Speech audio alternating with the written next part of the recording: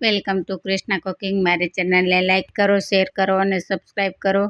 આજે આપણે ચેવડો બનાવવાનો છે, જે મમરાનો ચેવડો કહેવાય છે. એવો 50 રૂપિયામાં ડબ્બો ભરાય એવો મમરાનો ચેવડો બનાવશું. એના માટે થોડું તેલ ગરમ કરવા મૂકી દીધું છે. એમાં હિંગ નાખી દેવાની, લીમડો મીઠો નાખી અને હળદર નાખી અને મમરા હોય છે એને વઘારી લેવાના હોય છે.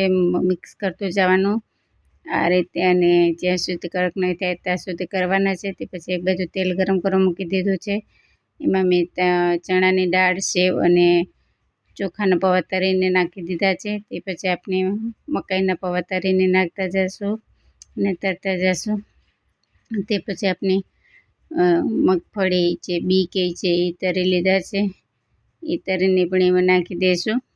તે પછી આપણે મગફળીના ફાડા છે એ નાખી દીધા છે તળી, અને થોડાક કાજુ અને કિસમિસ નાખ્યા છે તળી, અને મરચું પાવડર, હળદર, મીઠું, દળેલી ખાંડ અને ચેવડાનો મસાલો મિક્સ કરી અને આપણે આ ડબ્બામાં ભરી લઈશું.